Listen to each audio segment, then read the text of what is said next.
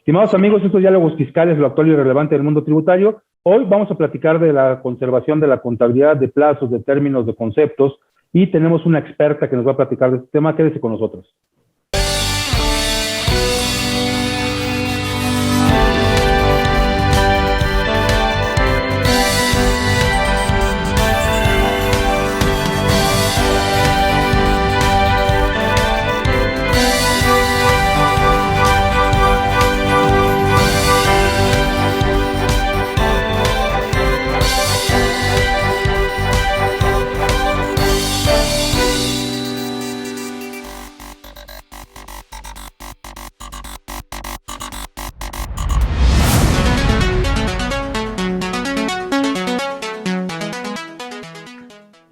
Bien, estimados amigos, amigas, como lo platicamos en la introducción de este programa, hoy vamos a platicar de conservación de la contabilidad, de todas las características que envuelven a este concepto, y tenemos una experta en el tema, una persona que además de una gran formación académica, es una practicante total de este tipo de eventos. Vamos a hablar con la maestra Silke Mora. Ella es licenciada en Derecho, ella es contador público, maestra en contribuciones, maestra en Derecho, y bueno, algo estará haciendo ahora también en el plano de lo académico, me imagino. Maestra Silke, como siempre, mucho gusto, muchas gracias por acompañarnos. Hola, doctor. Muchas gracias por su invitación y pues sí, por acá andamos. Muy bien, y nos pone sobre la mesa un tema que, bueno, pues hoy como están las cosas con el Servicio de Administración Tributaria, pues es un tema de todos los días, pero bueno, parece que en los últimos tiempos se han acentuado los ejercicios de facultades de comprobación por parte de las autoridades, y pues normalmente el concepto que en conjunto trata de revisar la autoridad es la contabilidad. Ellos dicen vamos a revisar la contabilidad, pero muchas veces nos quedamos cortos en la comprensión del concepto. Entonces, me parece a mí que sería prudente que nos platicara un poco de qué es eso de la contabilidad para efectos de ejercicio de facultades de comprobación, para efectos de la conservación, y de ahí platicaremos de los términos y de los demás conceptos que rodean a este tema. Claro que sí. Bueno, doctor, partimos de lo general. ¿Qué es contabilidad? Híjole, yo creo que todavía bastantes practicantes existe esa definición o tratar de delimitar qué es contabilidad fiscal y qué es contabilidad financiera, ¿no? Creo que todavía hay como una línea muy delgada en la cual todavía no se logra distinguir, ¿no? La que vamos a hablar el día de hoy va a versar sobre la contabilidad fiscal. ¿Por qué la contabilidad fiscal? Porque el mismo Código Fiscal de la Federación ha señalado ciertos documentos o ciertas pautas que los contribuyentes que se encuentran obligados por algún régimen fiscal o por alguna otra situación, como los fideicomisos, pues estarán obligados a ciertos documentos que se consideran como parte de la contabilidad. Entonces, lo cierto en todo esto es que ese concepto se ha aumentado a través de los años, al grado en donde ya no solamente es necesario que sea un documento con efectos fiscales, sino también algún documento que no tenga un efecto. Para ello, y propiamente el fundamento acerca de esta contabilidad que estamos abarcando es el artículo 28 del Código Fiscal de la Federación, en donde tiene unas fracciones, una de las más importantes y de aplicación, yo creo y considero que para la mayoría de nuestra base tributaria mexicana, es la fracción primera. Nos dice que son los libros, los registros contables, nos dice también, no solamente libros contables, ¿no? También libros sociales forman parte de la contabilidad. Y por ahí nos dice aquella documentación comprobatoria que se encuentre respaldada en los registros contables. Y yo siempre lo platico en cursos o en clases y les pregunto, ¿qué es documentación comprobatoria? ¿Qué es eso? Y todo el mundo me dice, no, pues un comprobante fiscal. Y todos llegamos al mismo contexto. Y yo les pongo en la mesa, no sé si solamente se refiere a eso, ¿no? Porque tenemos un famosísimo 69B del Código Fiscal de la Federación, que seamos realistas, también el tema de la carta de porte viene a raíz de eso. Vemos que para el 69B del Código Fiscal de la Federación no es necesario que sea un CFDI, más bien le restan valor a un CFDI o a, hablemos otra documentación comprobante, un comprobante, ¿no? Entonces nos damos cuenta que hay otros medios probatorios que no cumplen, vaya, con estos elementos de fiscalidad que contempla tanto el código como el reglamento. Entonces, viendo esto, pues nosotros podemos decir, bueno, entonces mi contabilidad puede abarcar bastantes cosas, puede abarcar, si son mis libros sociales, pues va a abarcar también temas de asambleas ordinarias, asambleas extraordinarias, también mis contratos sociales, las modificaciones a mi contrato social. Entonces, no solamente se queda en un espectro meramente contable. Sí, me inscribí al RFC, sí me inscribí a mi padrón de alcoholes, porque eso también forma parte de mi contabilidad, los avisos o solicitudes. Entonces, veo que es un gran panorama, ¿no?, acerca de mi contabilidad y qué es lo que forma.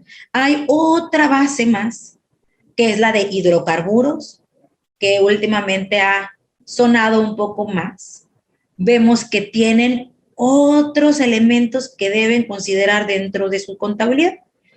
Algunos, algunos documentos donde obra temas de volúmenes, otros temas de almacenes, y lo cierto es que todo eso también va a formar parte de su contabilidad. Entonces, este artículo 28 del Código Fiscal de la Federación no funciona solo. Sabemos que existe en el reglamento el artículo 33 en su apartado A y B, en donde nos menciona cómo es que deben registrarse los asientos para la contabilidad fiscal. Si bien son coincidentes con las normas de información financiera, en algunas pautas, lo cierto es que nosotros tenemos que observarlas. Hay un apartado que a mí en lo particular me llama mucho la atención, que es el apartado A, porque me robustece el artículo 28 del código, el apartado A del 33 del reglamento, en donde menciona los estados de cuenta, menciona también otras documentaciones comprobatorias como controles internos o de volúmenes, lo cual eso no venía en nuestra fracción primera, ¿se dan cuenta? Entonces, claro, lo cierto es que esto es en conjunto, estos dos artículos que por ahí, doctor, no sé si le ha pasado con sus alumnos, sí, claro, muchos no lo conocen, ni lo habían visto, pues no lo habían visto porque el reglamento surgió como 6 o 4 meses después de una reforma tan sonada que fue 2014. Entonces, vemos que ese reglamento poco lo usamos. El artículo 28 define o muestra cuáles son los elementos que debieran integrar la contabilidad, pero nos decía, y después en ley del IEPS, algunos controles volumétricos, algunos conceptos específicos para este impuesto, pero después también el reglamento hace su parte en dos apartados, el A y el B nos decía, y efectivamente, decía bien, se apega de una forma muy cercana a las normas de información financiera. Pero, por ejemplo, nos requieren los estados financieros, que si bien entendemos cuáles son, no son necesariamente los que marcan las normas de información financiera en la denominación incluso, e incluso yo me permitiría decir que hay uno que ni siquiera está contemplado el estado de cambios en la situación financiera, cuando ya de muchos años a la fecha, de 2008 particularmente hasta ahora, lo que hacemos es un estado de flujo de efectivo. Entonces, como que la gente que hizo estas adecuaciones al reglamento tampoco estaba tan actualizada y de cierta forma nos dejan incluso en un estado de incertidumbre. Pero bueno, hay una serie de elementos ahí que debemos de recabar. Incluso en el apartado este famoso nos habla de que tenemos que recabar cierto tipo de contratos, cierto tipo, incluso podríamos entender entre líneas, ciertos tipos de archivos personales de trabajadores, de profesionistas, de gente con la que interactuamos y que suponemos son los que podrían ir revistiendo de materialidad a este artículo 69 de que también ya habló. Pero bueno, hay muchas cosas que tenemos que juntar. ¿Cuál sería la sugerencia para que la gente supiera cuál es la contabilidad y después tenerla adecuadamente? Porque esto no lo puede requerir la autoridad en cualquier momento. Así es, doctor. Y no solamente eso. Yo en un programa que vi de usted, recordemos que hay otros documentos escondidos, como cuál, beneficiario controlador. En estas fracciones no lo vemos. Pero si nos vamos al artículo correspondiente a beneficiario controlador, adivinen qué aparece. que forma parte de la contabilidad. Y eso, todo el mundo nos preguntamos, ¿y dónde viene aquí nuestro artículo 28 que se supone que es todo lo que se considera, ¿no? Entonces, una recomendación, sobre todo por las facultades de comprobación que usted acaba de tocar, es tengamos esta documentación en el domicilio fiscal. Y para esto, yo sé que muchos de ustedes deben tener domicilios fiscales para almacenes, sucursales, pero siempre va a haber, como dirían por ahí, una matriz, ¿no? Entonces, hay que establecer muy bien cuál va a ser mi domicilio fiscal y que en verdad cumpla el artículo 10 de nuestro Código Fiscal de la Federación. Porque ahí es donde nos van a solicitar todo esto y lo tenemos que dar de inmediato, cuando es una facultad de comprobación. ¿Esto por qué? Recordemos que por ahí existe un artículo 53B de nuestro Código Fiscal de la Federación que nos da cierto tiempo para poder exhibir documentación cuando nos encontramos en facultad de comprobación, y la contabilidad es una que se exige de manera inmediata. Es decir, no nos van a esperar 6 días, 3 días, nos lo van a exigir y nos van a dar un tiempo, como diría la Corte, un tiempo prudente. No decimos que en 2 segundos, 3 segundos, pero posiblemente en 1 hora, en 6 horas, pero no más de 24 horas. Entonces, a partir de esa importancia que tiene nuestra contabilidad, y sobre todo que debemos considerarla en nuestro domicilio, es por lo cual yo sí recomiendo que la tengamos al día. Y si alguno de ustedes me dice, yo la tengo en mi computadora, no se preocupen. Para eso el SAT también tiene auditores sumamente capacitados para poder asegurar en algún momento, para poder obtener información que se encuentre en estos equipos de cómputo. Entonces, no basta solamente con tenerlos o que querramos estar relevados de presentar esta información por el hecho de tener un equipo de cómputo, ¿no? Ellos pueden tomarlo. Así que la recomendación es tenerlo al día, tener esta información de manera inmediata. Si alguien me pide algo, tenerlo en ese momento y dárselo, por cualquier vertiente que pudiera surgir más adelante. Igual vamos a platicar ahorita qué otra documentación podría integrar, ¿no? Y es algo que yo he platicado bastante también con el doctor y con otros colegas también. ¿Qué pasa con la conservación de esta, ¿no? ¿Qué pasa con esto? Ya ahora que sé que es la contabilidad, también ya sé que tengo que observar por ahí otros elementos que se encuentran escondidos en el Código Fiscal, quién sabe por qué, ¿verdad? Pero por ahí se encuentran. Vemos un nuevo artículo. Aparece a raíz de una reforma fiscal 2021, artículo 30. Y ese artículo 30, qué peligroso es, sobre todo en su párrafo tercero. El párrafo tercero yo lo veo como, diríamos, algo que nos ayuda, pero también es algo que no nos perjudica en sí en manera inmediata, pero sí es algo que le tenemos que cuidar y tenemos que tener mucho cuidado. ¿A qué me refiero yo? Me refiero a que antes nosotros decíamos, conservamos la contabilidad, son 5 años, y lo asemejábamos bastante con la caducidad que tienen las autoridades para sus facultades de comprobación. Pero lo cierto es que no sabemos ahora, o más bien hemos dejado de estudiar, más allá de saber, hemos dejado de estudiar qué pasa con este nuevo artículo y que esos 5 años, déjenme decirles que se cuentan de manera distinta. Ahora tenemos un conteo desde documentos que producen efectos fiscales, empieza la conservación de 5 años hasta que deja de producir efectos fiscales. Imagínense.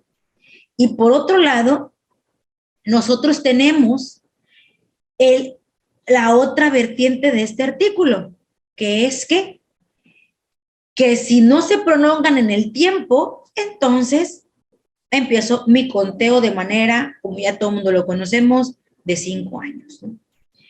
Entonces, la gran pregunta para todos nosotros es, ¿y qué significa que tenga un efecto fiscal que se prolongue en el tiempo?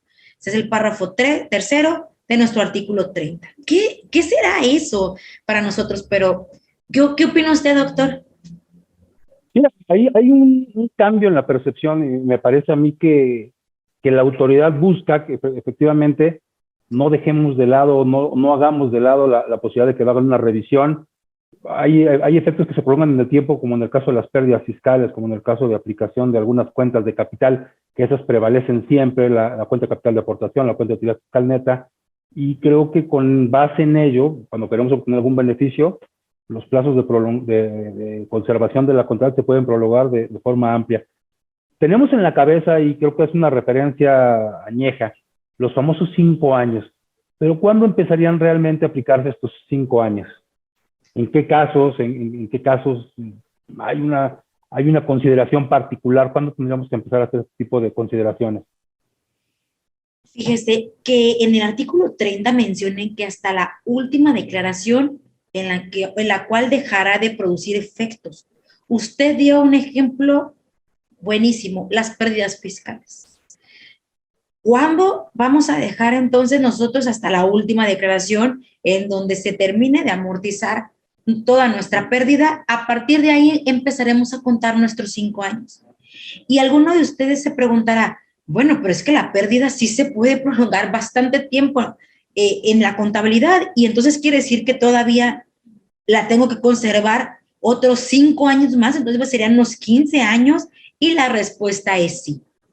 Pero sí tiene una razón de ser. Por eso yo les comparto mi inquietud respecto de esta porción, de este párrafo tercero del artículo 30.